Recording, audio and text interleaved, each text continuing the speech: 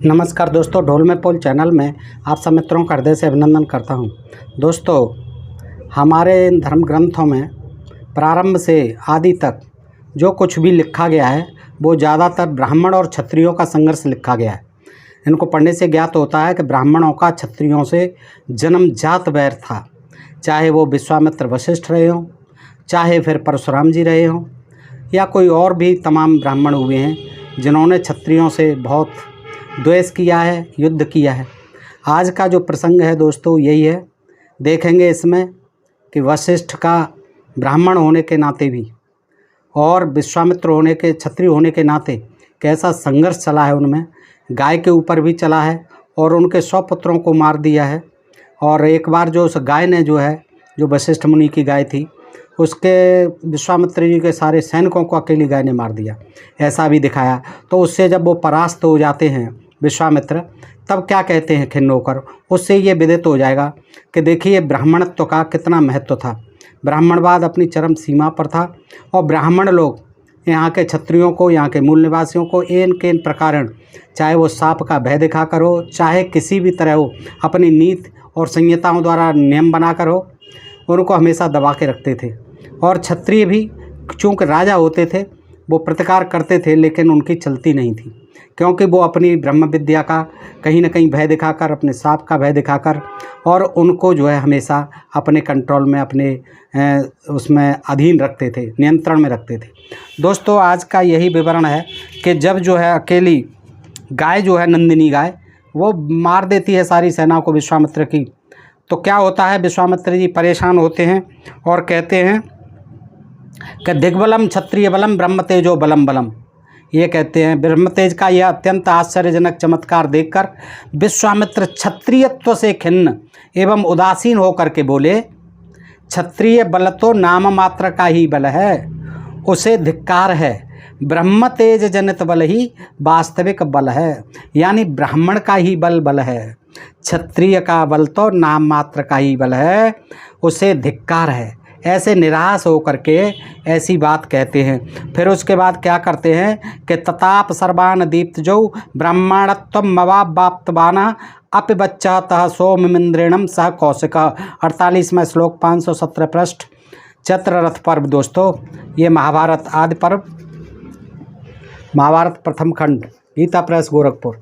दोस्तों, ये बड़ा रोचक प्रसंग है। देखते हैं कि किस तरह से वशिष्ठ जो कि राम के गुरु थे, क्षत्रिय भी राम जी के एक तरह से गुरु ही थे, ले गए थे विश्वामित्र जी असुरों को मरवाने के लिए, आपको पता ही है, दशरथ से मांगकर। और ये बड़ी विचित्र बात है कि एक युग लाखों वर्षों का बताया जाता है, लेकिन यही वशिष्ठ, यही विश्वामित्र त्रेता युग में भी होते हैं, यानी राम के समय में भी होते हैं, राम के गुरु होते हैं। और यहाँ महाभारत हो रहा है, यहाँ कृष्ण के समय में भी हैं। एक युग बीत गया है, दूसरे युग में भी ये दोनों महर्षि विद्यमान हैं। परशुराम जी का भी इसमें जिक्र आता है। तो इस तरह से महाभारत में और उसमें ऐसे लगता है कि ये एक ही समकालीन है और ये कथा एक दूसरे से इस तरह लिख दी गई हैं। तो दोस्तों, आगे क्या होता है ये देखते हैं। इसमें एक गंधर्व है, वो देखिए किस तरह से कथा सुना रहा है युधिष्ठिर जी को। इसी में ही शक्ति के साप से कलमासपाद राजा था, क्षत्रिय राजा, वो राक्षस हो जाता है शक्ति यानी वशिष्ठ के पुत्र के साप से, और विश्वामित्र की प्रेरणा से राक्षस द्वारा वशिष्ठ के पुत्रों का भक्षण होता है उसी राक्षस के द्वारा, और वशिष्ठ का शोक होता है। और वशिष्ठ जी बार बार आत्महत्या करने, कभी पर्वत से कूदते हैं, कभी किसी नदी में कूदते हैं, कभी समुद्र में कूदते हैं, यानी भांत भांत के प्रयत्न करते हैं, किंतु वे बार बार बच जाते हैं। तो दोस्तों, ये बड़ा देखने लायक है, बड़ा रोचक प्रसंग है कि किस तरह से ब्राह्मण तमाम सारी बातों को झेलते हुए भी राजाओं का, यानी जो क्षत्रिय राजा होते थे, उनका विरोध करने से बाज नहीं आते थे। बेशक वो उन्हीं के बल पर अपनी आजीविका चलाते थे। दोस्तों, आइए देखते हैं। गंधर्वोवाच कल्पास्मादित्येवं लोके राजा बभूव इच्छाक वंशज पार्था ते सा सदृशो भुवि। पहला श्लोक गंधर्व कहता है, अर्जुन, इच्छाक वंश में एक राजा हुए, जो लोक में, अर्जुन को सुनाता है गंधर्व, इच्छाक वंश में एक राजा हुए, इच्छाक वंश में जो रामचंद्र जी का ही वंश था, जो लोक में कलमास पाद के नाम से प्रसिद्ध थे। इस पृथ्वी पर वे एक असाधारण तेजस्वी राजा थे। एक दिन वे नगर से निकलकर वन में हिंसक पशुओं को मारने के लिए गए। वहाँ वे रिपुदमर्दन नरेश बराहों और अन्य हिंसक पशुओं को मारते हुए इधर उधर विचरने लगे। उस महाभयानक वन में उन्होंने बहुत से गैंडे भी मारे। बहुत देर तक हिंसक पशुओं को मारकर जब राजा थक गए तब वहाँ से नगर की ओर लौटते हैं। प्रतापी विश्वामित्र उन्हें अपना यजमान बनाना चाहते थे। वो अपने को जो है यजमान बनाना चाहते थे, लेकिन वो ब्रह्मर्षि नहीं थे, इसलिए वशिष्ठ से जो है उनका द्वेष चलता रहता था। और बाद में वो तपस्या की है तो ब्रह्मर्षि बने हैं विश्वामित्र जी। तो वो भी अपना कहते थे कि यही पुरोहिती क्यों करेंगे ब्राह्मण, हम भी करेंगे क्षत्रिय होकर के। तो उनका जो है काफ़ी विरोध हुआ वशिष्ठ से, तमाम संघर्ष हुआ है। तो इधर जो क्या होता है, प्रतापी विश्वामित्र उन्हें अपना यजमान बनाना चाहते थे, जबकि ये इक्ष्वाकु वंश के राजा सब वशिष्ठ के यजमान थे प्रारंभ से ही। राजा कलमास्पाद युद्ध में कभी पराजित नहीं होते थे। उस दिन वे भूख से पीड़ित थे और ऐसे तंग रास्ते पर आ पहुँचे थे जहाँ एक ही आदमी आ जा सकता था, यानी तंग रास्ता था। वहाँ आने पर उन्होंने देखा सामने की ओर से मुनिश्रेष्ठ महामना वशिष्ठ कुमार आ रहे हैं, यानी वशिष्ठ के पुत्र आ रहे हैं। ये राजा कलमास्पाद ने देखा, सकरा रास्ता था, वो देखते हैं कि वशिष्ठ के पुत्र आ रहे हैं। वे वशिष्ठ की वंश की वृद्धि करने वाले महाभाग शक्ति थे, उनका नाम शक्ति था। महात्मा वशिष्ठ जी के 100 पुत्रों में वो सबसे बड़े पुत्र थे। 100 पुत्र थे, ये देख लीजिए वशिष्ठ जी के कितने पुत्र होते थे। 100 पुत्र थे उनके, और उनमें सबसे बड़े थे ये शक्ति। उन्हें देखकर राजा ने कहा, हमारे रास्ते से हट जाओ। अपगच्छम पथो अस्माकं मित्येवं पार्थिवो अब्रवीत, हमारे रास्ते से हट जाइए। राजा ने कहा हमारे रास्ते से हट जाओ। तब शक्ति मुनि ने मधुरवाणी में उन्हें समझाते हुए कहा, मम पंथा महाराज धर्म एषः सनातनः, राजा सर्वेषु धर्मेषु देह पंथा दुजायते। यानी 8वां श्लोक है, महाराज मार्ग तो मुझे ही मिलना चाहिए, यही सनातन धर्म है, मार्ग तो मुझे ही मिलना चाहिए। सभी धर्मों में राजा के लिए यही उचित है कि ब्राह्मण को मार्ग दे। उन्होंने कितनी शालीनता से कहा राजा ने कि महाराज मार्ग तो मुझे ही मिलना चाहिए, यही सनातन धर्म है। सभी धर्मों में राजा के लिए यही उचित है कि ब्राह्मण को मार्ग दे, ये उसने कहा, शक्ति ने कहा। इस प्रकार वे दोनों आपस में रास्ते के लिए वाग युद्ध करने लगे, यानी उनमें वाक युद्ध होने लगा। एक कहता तुम हटो तो दूसरा कहता नहीं तुम हटो। इस प्रकार वे उत्तर प्रत्युत्तर करने लगे। ऋषि तो धर्म के मार्ग में स्थित थे, अतः वे रास्ता छोड़कर नहीं हटे। ऋषि तो ऋषि, वो क्यों हटे, हट गए। उधर राजा भी मान और क्रोध के राजा भी कहने लगा कि भाई मैं राजा हूँ, उनका भी स्वाभिमान जाग उठा क्षत्रिय होने का, राजा होने का। उधर राजा भी मान और क्रोध के वशीभूत हो मुनि के मार्ग से इधर उधर नहीं हटे। राजाओं में श्रेष्ठ कलमास्पाद ने मार्ग न छोड़ने वाले शक्ति मुनि के ऊपर मोहवश राक्षस की भांति कोड़े से आघात किया। राजा तो राजा ही होता है, उसको आ गया गुस्सा कलमास्पाद को, और उन्होंने क्या किया, शक्ति मुनि के ऊपर राक्षस की भांति कोड़े बरसाने शुरू कर दिए। कोड़े की चोट खाकर मुनिश्रेष्ठ शक्ति ने क्रोध से मूर्छित हो उन उत्तम नरेश को शाप दे दिया। अब इन पर और तो कुछ होता नहीं था, शक्ति जी महाराज पे कोड़े तो बरसा नहीं सकते थे राजा पर, छत्री पर। तो उन्होंने क्या किया, शक्ति जी ने साप दे दिया। बस साप देते थे, इनका एक ही अधिकार था, एक ही अस्त्र था कि साप दे देते थे। तपस्या की प्रबल शक्ति से संपन्न शक्ति मुनि ने कहा, राजाओं में नीच कलमास्पाद, ये शब्दावली होती थी ब्राह्मणों की, क्षत्रियों के लिए।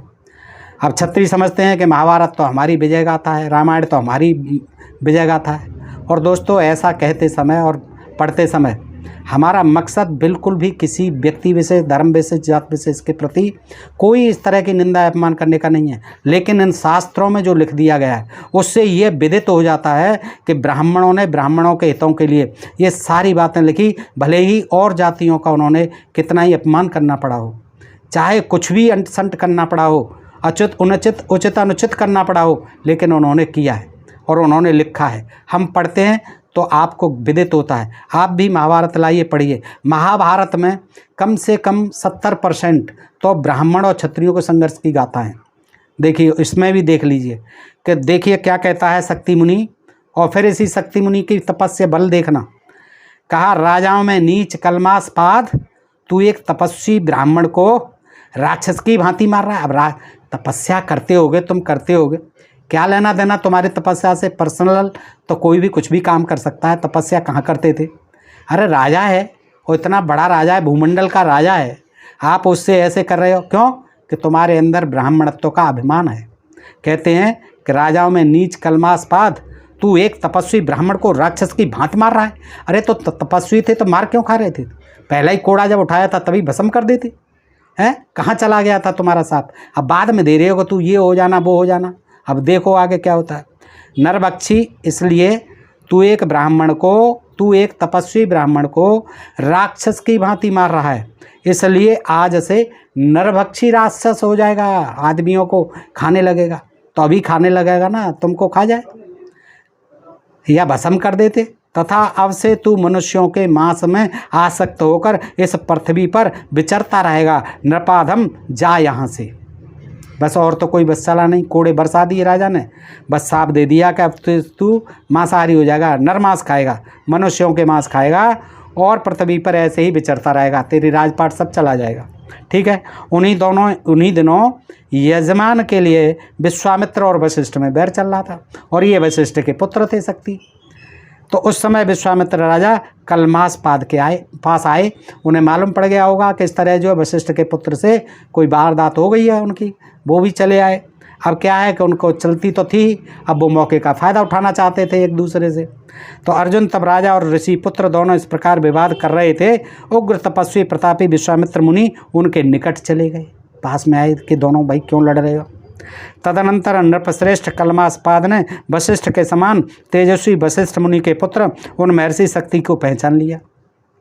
अब उनको पहचाना उसने कि ये तो शक्ति हैं, जबकि इसमें पहले आ चुका है कि ये वशिष्ठ कुमार आ रहे हैं। कलमास्पाद पहले से ही जानते थे, लेकिन अब कह रहे हैं कि नृपश्रेष्ठ कलमास्पाद ने वशिष्ठ के समान तेजस्वी वशिष्ठ मुनि के पुत्र उन महर्षि शक्ति को पहचाना। अब यहाँ ये कह रहे हैं दोबारा, तब विश्वामित्र जी ने भी अपने को अदृश्य करके, उन्हें कि भैया ये तो मामला गड़बड़ है, इन्हें तो पहचान लिया, तो अपने को अदृश्य कर लिया, यानी वो छुप गए। प्रिय करने की इच्छा से राजा और शक्ति दोनों को चकमा दे दिया और नित्य ध्यान हो गए। जब शक्ति ने साप दे दिया तब नृपत शिरोमणि कलमास्पाद उनकी स्तुति करते हुए उन्हें प्रसन्न करने के लिए उनके शरण होने चले। जब पहले ही पता था तुम्हें कि वशिष्ठ कुमार आ रहे हैं तो क्यों कोड़े बरसाए थे? चलो अब तुम्हें ज्ञात हुआ तो अब क्यों गिड़गिड़ा रहे हो? अरे उनके सांप में इतना ही बल होता तो वो अभी से ही न तुम्हारा ये काम शुरू हो जाता, खाना उन्हीं को खाते पहले और खाया है बाद में। तो क्या होता है, उनकी गिड़गिड़ाने लगे। राजा के मनोभाव को समझकर उक्त विश्वामित्र जी ने एक राक्षस को राजा के भीतर प्रवेश करने के लिए आज्ञा दी। देखिए वो चुपचाप सुन रहे थे छुप करके, तो वो आते हैं और एक राक्षस को कहते हैं कि तू इस राजा के भीतर प्रवेश कर जा। क्या अनहोनी बात है, राक्षस को भेज दिया कि तू इस राजा के अंदर जा। ब्रह्मर्षि शक्ति के साप तथा विश्वामित्र जी की आज्ञा से किंकर नामक राक्षस ने, राक्षस का नाम भी था किंकर, किंकर नामक राक्षस ने तब राजा के भीतर प्रवेश किया, घुस गया राजा कलमास्पाद के अंदर। रक्षसाम तो गृहीतुम तो विदुत्वा मुनि सत्तमः विश्वामित्रो अप्यपाक्रामत् तस्मात् देशादरिंदम। 22वां श्लोक, पृष्ठ 599।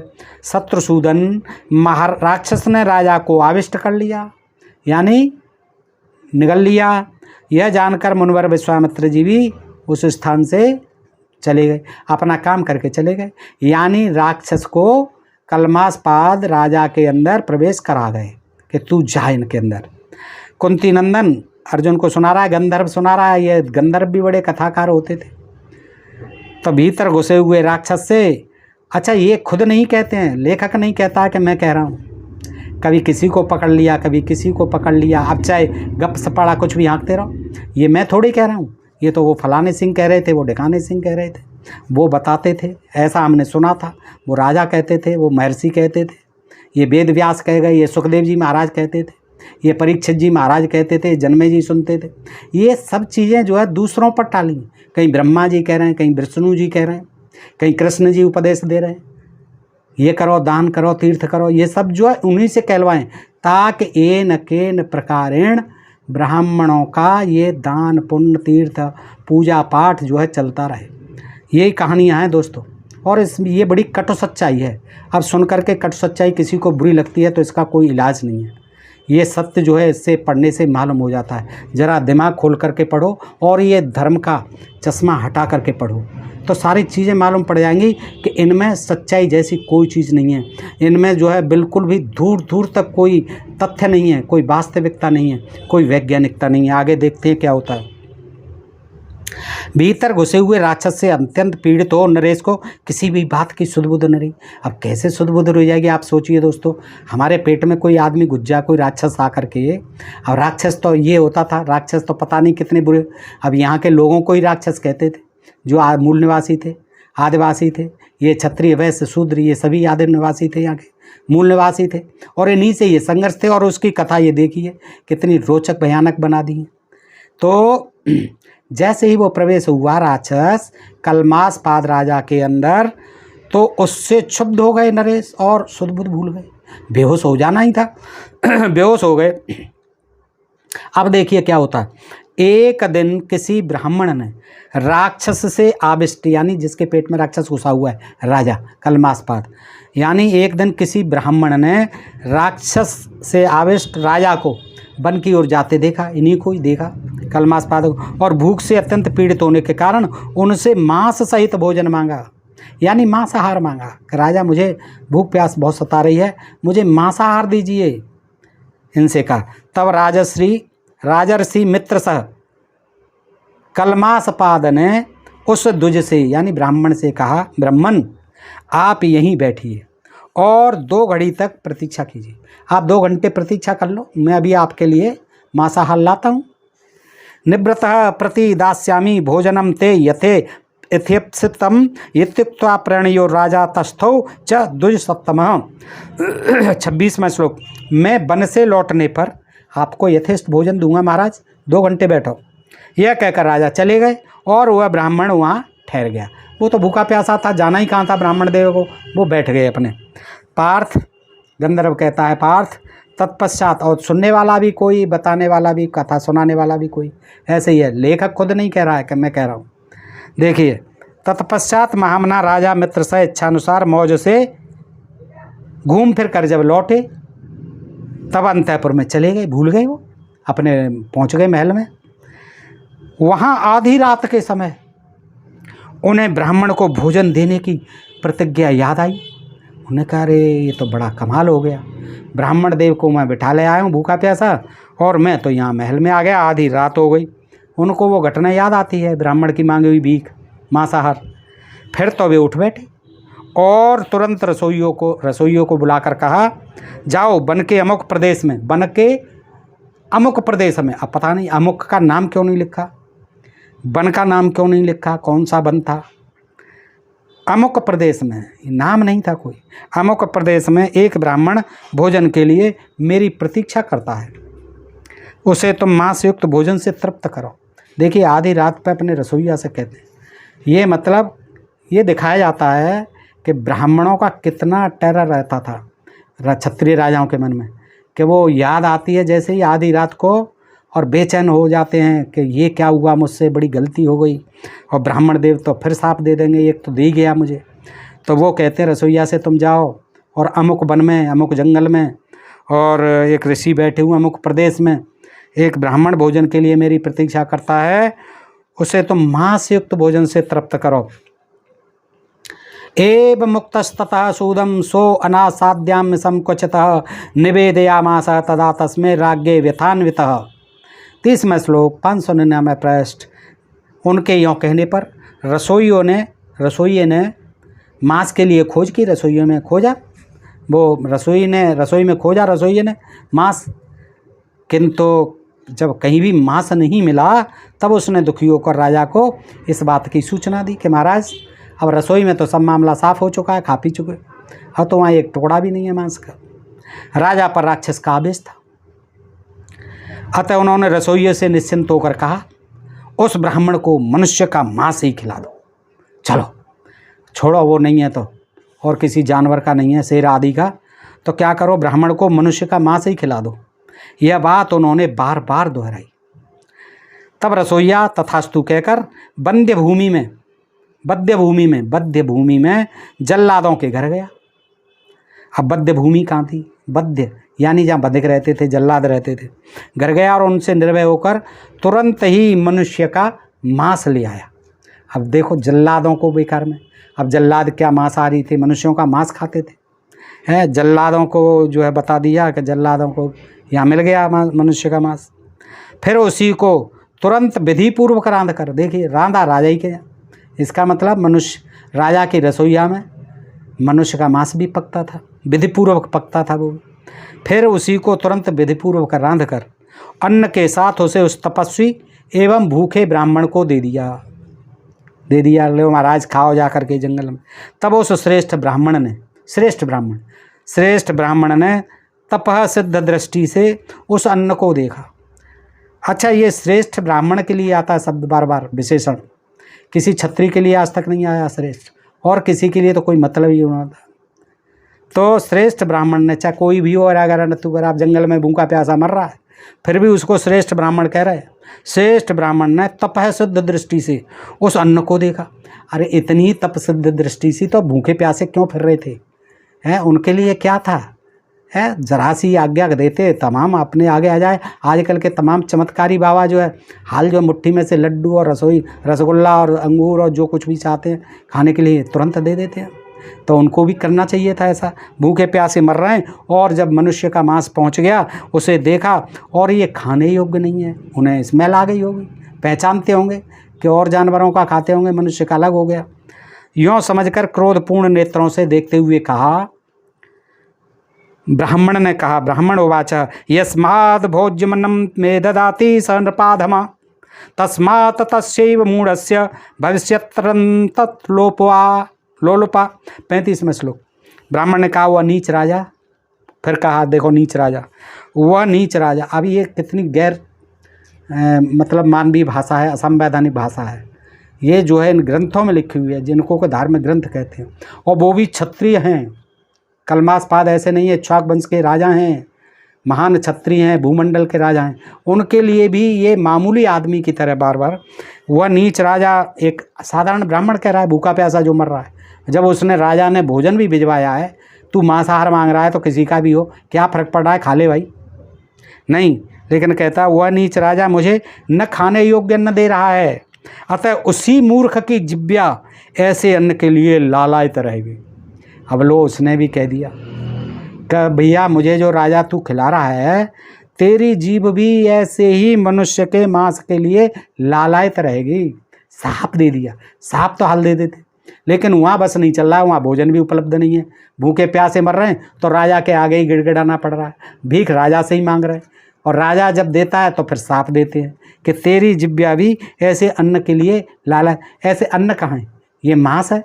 कहते ये नरभक्ष, ये मनुष्य का मांस तुझे ही मुबारक हो, मैं तो नहीं खाता और यही तुझे मिलेगा, जहाँ मैं ब्राह्मण हूँ, साफ देता हूँ। जैसा कि शक्ति मुनि ने कहा है, वह मनुष्यों के मांस में आसक्त हो समस्त प्राणियों का उद्योग पात्र बनकर इस पृथ्वी पर विचरेगा। शक्ति मुनि ने भी कहा है, तो उसे ब्राह्मण को पता था, वो जानता था कि शक्ति मुनि ने भी तुझे साफ दिया है कि तू मनुष्यों के मांस में आसक्त होगा और समस्त प्राणियों का उद्योग पात्र बनकर इस पृथ्वी पर मारा मारा फिरेगा। ये शक्ति मुनि ने भी तुझे दिया और मैं भी देता हूँ सब। अब देखिए, दो ब्राह्मणों का साप हो गया। 2 बार इस तरह की बात कही जाने के कारण राजा का साप प्रबल हो गया। उनके साथ उनमें राक्षस के बल का समावेश हो जाने के कारण राजा की विवेक शक्ति सर्वथा लुप्त हो गई। अब हो ही जानी है। राजा बोला कि क्या यार, करो भलाई मिले बुराई, मैंने तो अच्छा वाला भोजन भेजा जैसा मांस मांग रहा था, अब इन दोनों ने मुझे एक वहाँ दे दिया कोड़े खा करके, एक ने मनुष्य का मांस ले करके दे दिया वरदान। भारत राक्षस ने राजा के मन और इंद्रियों को काबू में कर लिया था, पेट में जो घुसा हुआ था विश्वामित्र ने घुसेड़ दिया था, तो राक्षस ने राजा के मन और इंद्रियों को काबू में कर लिया था। अतः उन नृपश्रेष्ठ ने कुछ ही दिनों बाद उस शक्ति मुनि को अपने सामने देखकर कहा। एक दिन फिर सामना हो गया उसी वशिष्ठ पुत्र शक्ति मुनि से राजा का, चूंकि तुमने मुझे यह सर्वथा अयोग्य शाप दिया था, अतः अब मैं तुम्ही से मनुष्यों का भक्षण आरंभ करूँगा। तुमने शक्ति मुनि महाराज मुझे जय शाप दिया ना मनुष्य का मांस खाने का, अब तुम मेरे सामने आ गए, अब मैं तुम्ही को भक्षण करूँगा। यों कहकर राजा ने तत्काल ही शक्ति के प्राण ले लिए, खा गए। और जैसे बाघ अपनी रुचि के अनुकूल पशु को चबा जाता है, उसी प्रकार वे भी शक्ति को खा गए। शक्तनम भक्ष्यामास व्याघ्रम पशुमेविप्सम ततम। शक्ति को मारा गया देख विश्वामित्र बार बार वशिष्ठ के पुत्रों पर ही आक्रमण करने के लिए उस राक्षस को प्रेरित करते थे। अच्छा, उसका जो रिमोट था ना, वो विश्वामित्र के पास था। राजा का कोई दोष नहीं था, वो राक्षस को रिमोट से चलाते थे, प्रेरित करते थे। कौन? विश्वामित्र जी। और विश्वामित्र जी किसके लिए? अपने ब्राह्मण द्वेषी वशिष्ठ के लिए। अब 100 पुत्र थे, अब 100 पुत्रों को भी खाना है उस राक्षस को जो कलमासपाद के पेट में घुसा हुआ है। तो देखिए, जैसे क्रोध में भरा हुआ सिंह छोटे मृगों को खा जाता है, उसी प्रकार उन राक्षसा भावापन्न नरेश ने महात्मा वशिष्ठ के उन सब पुत्रों को भी जो शक्ति से छोटे थे मारकर खा लिया। ऐसे जो है विश्वामित्र ने वशिष्ठ के 100 पुत्र भी मरवा दिए थे। वशिष्ठ ने यह सुनकर भी कि विश्वामित्र ने मेरे पुत्रों को मरवा डाला है, अब ये मालूम पड़ गया वशिष्ठ को कि ये उसने कलमासपाद ने नहीं मारे हैं, बल्कि उसके अंदर जो राक्षस बिठाल दिया है विश्वामित्र ने, उससे मरवाए हैं। ये मालूम पड़ गया वशिष्ठ को। अपने शोक के वेग को उसी प्रकार धारण कर लिया जैसे महान पर्वत सुमेर इस पृथ्वी को धारण कर। देखिए, ये भी एक नई चीज़ मिलेगी कि महान पर्वत सुमेर इस पृथ्वी को धारण करता है। ऐसे ही उन्होंने अपने 100 पुत्रों के शोक को धारण कर लिया, यानी सह गए। कैसे? महान पर्वत सुमेर इस पृथ्वी को। इसका मतलब एक ऐसा भी पर्वत है जिसे सुमेर कहते हैं, उस पर ये पृथ्वी टिकी हुई है। फिर पता नहीं वो पर्वत किस पर टिका हुआ है। कभी कहते हैं गाय के सींग पर टिकी हुई है पृथ्वी, कभी कहते हैं शेषनाग के फनों पर टिकी हुई है पृथ्वी। कोई एक बात ही नहीं है, जो भी मन में आया, पता नहीं कौन सा नशा करके लिखते थे, लिख दिया। अब देखिए आगे क्या होता है। उस समय अपनी पुत्र वधुओं के दुख से दुखित हो वशिष्ठ ने पुत्र वधुओं के दुख से, क्योंकि भाई सब विधवा हो गई, वशिष्ठ ने अपने शरीर को त्याग देने का, अब देखिए सुसाइड करने का विचार आता है, तो शरीर को त्याग देने का विचार, यार ऐसी अच्छा ही है मर जाऊँ, ऐसी मेरी तो स्थिति हो गई। परंतु विश्वामित्र का मूलोच्छेद करने की बात बुद्धिमानों में श्रेष्ठ मुनिवर वशिष्ठ के मन में ही नहीं आई। विश्वामित्र का मूलोच्छेद, हाँ, विश्वामित्र का मूलोच्छेद आप कैसे कर सकें? उससे तो पेश नहीं जा रही थी। विश्वामित्र ने तो कलमासपाद राजा को आधार बना करके मरवा दिए। अब तुम्हारी पेश जाती, इतने ही तुम शक्तिशाली थे और तुम्हारा शक्ति मुनि साप दे गया था, तो उसका कुछ नहीं, शक्ति मुनि को ही खा गए वो। तो इसलिए ये देखो, विश्वामित्र और छत्री इन पर भारी पड़ते रहे, ब्राह्मणों पर। आगे क्या होता है, महर्षि अब जो है आत्महत्या करने के लिए निकलते हैं। भगवान वशिष्ठ ने, महर्षि भगवान वशिष्ठ, महर्षि भी हैं, भगवान भी हैं और वशिष्ठ भी हैं। महर्षि भगवान वशिष्ठ ने, अब ऐसे ही भगवान थे। अब ऐसे भगवान पता नहीं हमारे कितने भगवान हैं। एक भगवान होता है वैसे कहते हैं, लेकिन यहाँ तो भगवानों की भरमार है। और आजकल तो तमाम बाबा भाई साधु संत भी अपने को भगवान कहने लग जाते हैं और अपना प्रचार करते हैं भगवान से कि हम भगवान हैं। महर्षि भगवान वशिष्ठ ने मेरु पर्वत के शिखर से अपने आप को, मेरु पर्वत के शिखर पर पहुंच गए। अब ये भी कोई पर्वत था। मेरु पर्वत के शिखर से अपने आप को उसी पर्वत की शिला पर गिराया, पटक पर गिर पड़े ऊपर से। परंतु उन्हें ऐसा जान पड़ा मानो वे रुई के ढेर पर गिरे हों। ये तो तुम कह रहे हो, तुम होते ना गिर के देखो वहाँ से। ये तो उन्हें मालूम पड़ा होगा जब ऊपर से टपके होंगे नीचे पहाड़ पर। तुम कह रहे हो कि रुई के ढेर पर गिरे हों, हैं? न ममारम च पाते न सयातेन पांडव तदाग्निमिद्धम भगवान संविवेशम महावने। 46वां श्लोक। पांडुनंदन, जब इस प्रकार गिरने से भी, देखो गंधर्व सुना रहा है ये रोचक कहानी, किसको? अर्जुन को। क्या है मज़ेदार कहानी। ये सब गप सपाड़ा टाइम पास करने के लिए होते थे। आओ दोस्तों हम भी सुनते हैं। पांडुनंदन, जब इस प्रकार गिरने से भी वशिष्ठ जी नहीं मरे, तब वे भगवान वशिष्ठ महान वन के भीतर धधकते हुए दावानल में घुस गए। अब ऐसा कोई वन भी था जिसमें हर समय दावानल लगी रहती थी, आग लगी रहती थी। होगा उस समय दावानल में जाके घुस गए कि यहाँ तो मरूंगा, जलूंगा। यद्यपि उस समय अग्नि प्रचंड वेग से प्रज्वलित हो रही थी, भयानक आग लगी हुई थी, तो भी उन्हें जला न सकी। उसमें घुस गए दावानल में, फिर भी वशिष्ठ जी का कुछ नहीं बिगड़ा। और वो वशिष्ठ ने, विश्वामित्र ने सारे पुत्र मरवा दिए और वहाँ कुछ नहीं बिगड़ रहा है।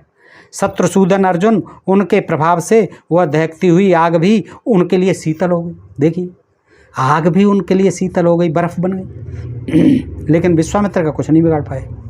तब शोक के आवेश से युक्त महामुनि वशिष्ठ ने सामने समुद्र देखकर अपने कंठ में बड़ी भारी शिला बांध ली।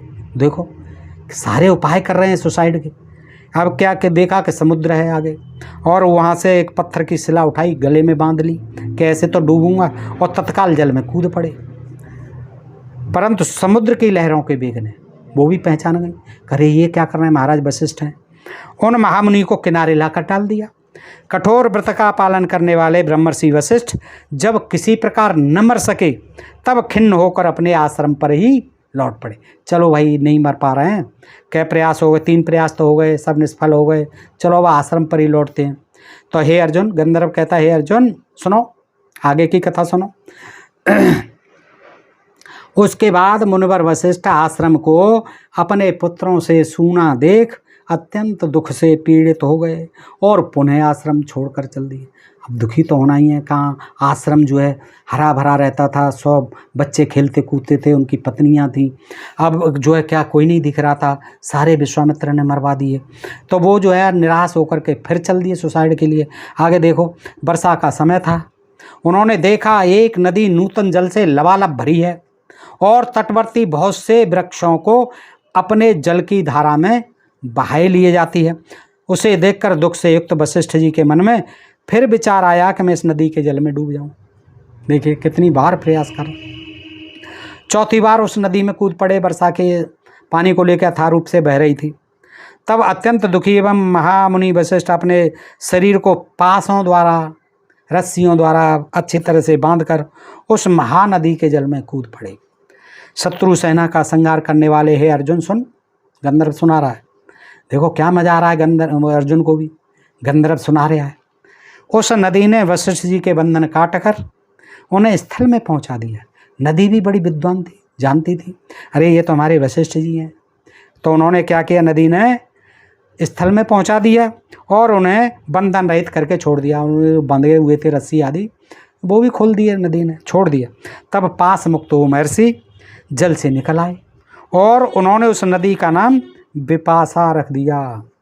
व्यास नदी, व्यास नदी जो पंजाब में बहती थी, 5 नदियों में से एक विपाशा, उसका नाम व्यास नदी रख दिया, विपाशा रख दिया।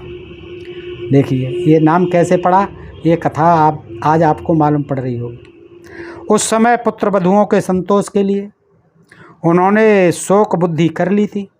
पुत्र वधुओं का शोक था, उन्हें पुत्रों का भी शोक था, इसलिए वे किसी एक स्थान में नहीं ठहरते थे, बेचैन होकर के इधर उधर घूम रहे थे। पर्वतों, नदियों और सरोवरों के तट पर चक्कर लगाते रहते थे। इस तरह घूमते घूमते महर्षि ने पुनः हिमालय पर्वत से निकली हुई एक भयंकर नदी को देखा। तब तक उसका नाम नहीं था। भयंकर नदी को देखा जिसमें बड़े प्रचंड ग्राह रहते थे, बड़े भयंकर ग्राह मगर रहते थे। उन्होंने फिर उसी की प्रखर धारा में अपने को डाल दिया। अब वहाँ कूद पड़े उस धारा में, हिमालय से निकल रही थी। वह श्रेष्ठ नदी ब्रह्मर्षि वशिष्ठ को अग्नि के समान तेजस्वी जान, अब वो भी श्रेष्ठ नदी थी तो श्रेष्ठ ब्राह्मण का तप जानती थी वशिष्ठ को, अग्नि के समान तेजस्वी जाना उन्होंने। सैकड़ों धाराओं में फूटकर इधर उधर भाग चली, बहाने से डर गई कि मैं नहीं बहूँगी, और उसके 100 टुकड़े हो, खंड हो, 100 धाराओं में बह चली। इसलिए वह शतद्रु नाम से विख्यात हुई, शतद्रु नदी विख्यात हो गई। शतद्रु का नाम इसलिए पड़ा। देखिए आत्महत्या करते करते वशिष्ठ जी नदियों का भी नाम दे रहे हैं। वहाँ भी अपने को स्वयं ही स्थल में पड़ा देख, मैं मर नहीं सकता, कुछ भी कर लूँ मैं, मेरे लिए मौत नहीं है, मैं मर नहीं सकता।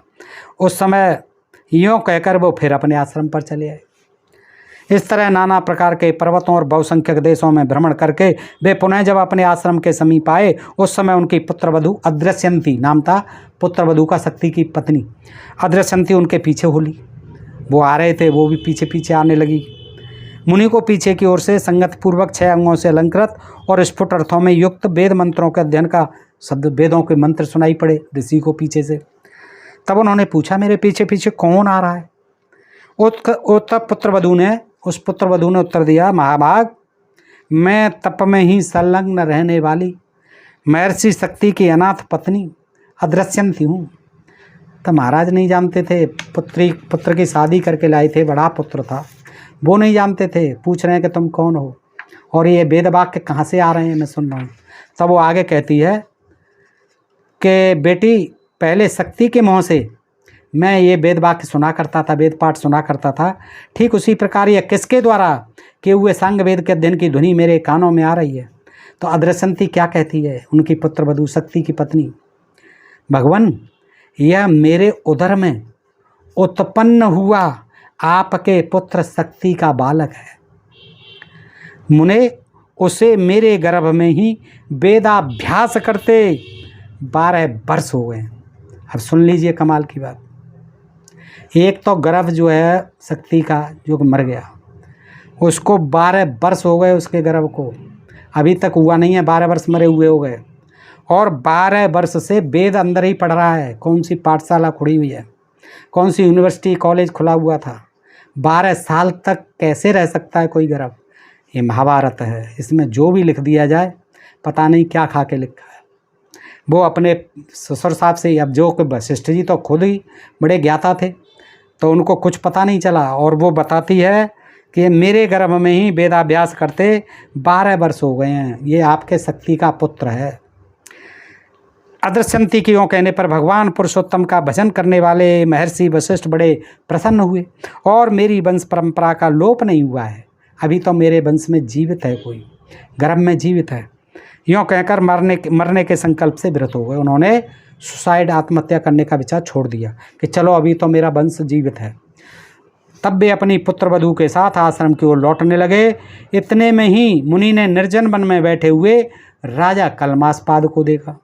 अब राजा कलमासपाद को देखा उन्होंने, जंगल में बैठे हुए भयानक राक्षस से आविष्ट हुए राजा कलमासपाद मुनि को देखते ही क्रोध में भरकर उठे। जान गए कि ये शक्ति के पिताजी आ गए। राजा को क्रोध आता है और उसी समय उन्हें खा जाने की इच्छा करने लगे, क्योंकि साप तो उनके बेटे ने दिया था। उस क्रूर कर्मी राक्षस को सामने देख अदृश्यंती ने भयाकुल वाणी में वशिष्ठ जी से ये कहा। उसको सारा मालूम पड़ गया अदृश्यंती को। भगवान, ससुर साहब से कहा हुआ भयंकर राक्षस एक बहुत बड़ा काठ यानी लकड़ी लेकर इधर ही आ रहा है, मानो साक्षात यमराज भयानक दंड लिए आ रहा है। ये राजा है, यमराज की तरह आ रहा है। महाराज उधर मन जाओ। भगवान, महाभाग, आप संपूर्ण वेदवेत्ताओं में श्रेष्ठ हैं, आप वेदवेत्ताओं में श्रेष्ठ हैं। इस समय इस भूतल पर आपके सिवा दूसरा कोई नहीं है जो उस राक्षस का वेग रोक सके, आप ही रोक सकते हैं। तो फिर क्यों डरा रही है? जाने दे, मुकाबला होने दे। फिर क्यों कह रही है, जब आपका राक्षस वेग कोई रोक नहीं सकता है भूतल पर, तो फिर क्यों कह रही है कि महाराज ये आ रहा है? डरा रही है उन्हें, डंडा लेके आ रहा है, यमराज बन के आ रहा है। देखने में अत्यंत भयंकर इस पापी से मेरी रक्षा कीजिए, मेरी रक्षा कीजिए, कहीं मुझे भी नहीं खा जाए। निश्चय ये राक्षस यहाँ हम दोनों को खा जाने की घात में बैठा है। वशिष्ठ जी ने कहा, बेटी भयभीत न हो, इस राक्षस से तो किसी प्रकार मत डरो। जिससे तुम्हें भय उपस्थित दिखाई देता है वह वास्तव में राक्षस नहीं है। जिससे तुम्हें भय लग रहा है बेटी, वो वास्तव में राक्षस नहीं है। वे भूमंडल में विख्यात, सारे भूमंडल में विख्यात पराक्रमी राजा कलमासपाद हैं। यही इस वन में अत्यंत भीषण रूप धारण करके रहते हैं। ये आपके पुत्र के भीषण साप से रहते हैं। गंधर्व कहता है, सुनो अर्जुन, उस राक्षस को आते देख। जैसे कृष्ण ने अर्जुन को गीता सुनाई थी, यहाँ एक गंधर्व जो है महाभारत सुना रहा है, और गीता भी इसी महाभारत में से निकली है। तो देखिए गंधर्व भी ज्ञानी है, क्या कहता है, अर्जुन को ज्ञान देता है। अर्जुन भी फुर्सत में बैठे हुए हैं, मज़ा आ रहा है उन्हें सुनने में। आप भी मजा लीजिए दोस्त। उस राक्षस को आते हुए देख तेजस्वी भगवान वशिष्ठ मुनि ने हुंकार मात्र से ही रोक दिया। वहाँ क्या ओंकार थी, उस पुत्र को खा गया, उसकी ओंकार तो चली नहीं थी। अब वशिष्ठ जी ने एक ओंकार भरी और राक्षस मई की मई खड़ा हो गया और मंत्रपूत जल से उसके छींटे देकर अपने योग के प्रभाव से राजा को साप से मुक्त कर दिया। देखिए, इन दया करी, पिता पुत्र ने साप दे करके बना दिया था राक्षस, मांसाहारी, मनुष्यों का मांस खाने वाला है। यहाँ जो है क्या है कि उन्होंने जो है आते हुए देख कर बैठा हुआ था वो तो, और डर के मारे उनको जो है राक्षस से कर दिया, मनुष्य बना दिया फिर से। जैसे पूर्व काल में सूर्य राहु द्वारा ग्रस्त हो जाता है, पूर्व काल में, अब नहीं होता है राहु ग्रस्त। अब तो वैज्ञानिकों ने खोज कर ली, चंद्र ग्रहण सूर्य ग्रहण क्यों होते हैं, कोई राहु केतु नहीं डसते हैं। उसी प्रकार राजा कलमास्पाद 12 वर्षों तक वशिष्ठ जी के पुत्र शक्ति के ही तेज यानी साप के प्रभाव से ग्रस्त रहे।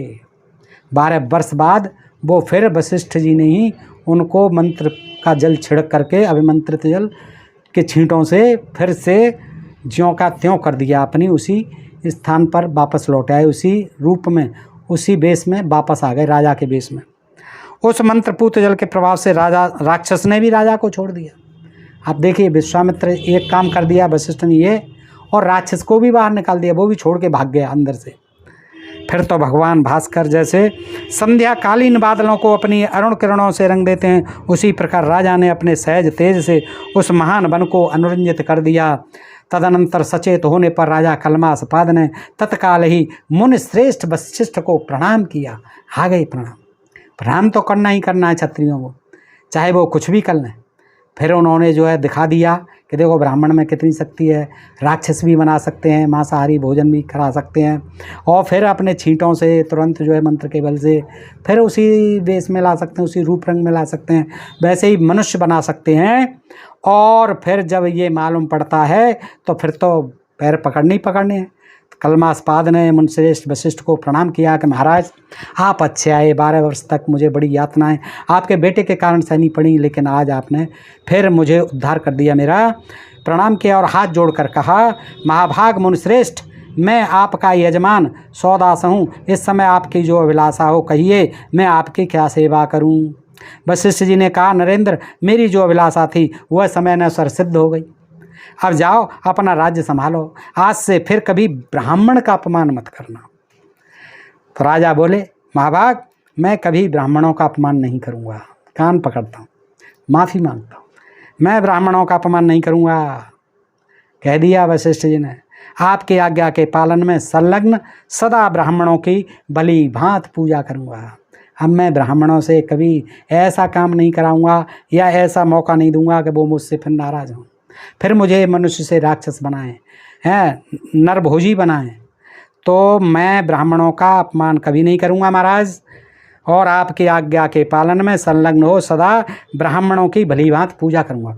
यानी ये उपसंहार है, ये सार है, इसके लिए इतनी कथा ये रची गई। अर्जुन और गंधर्व के बीच में उनको आधार बना करके ये कथा जो है इस तरह से रची गई। दोस्तों, इसका सार यहाँ आ जाता है, और मैं यहीं इस सार के साथ ही इस कथा को यहीं विराम देता हूँ। दोस्तों, बताइए आपको ये प्रसंग कैसा लगा। अच्छा लगा हो तो अपने मित्रों में दिखादिख शेयर करें, अपने प्रिय चैनल ढोल में पोल को सब्सक्राइब करते रहें।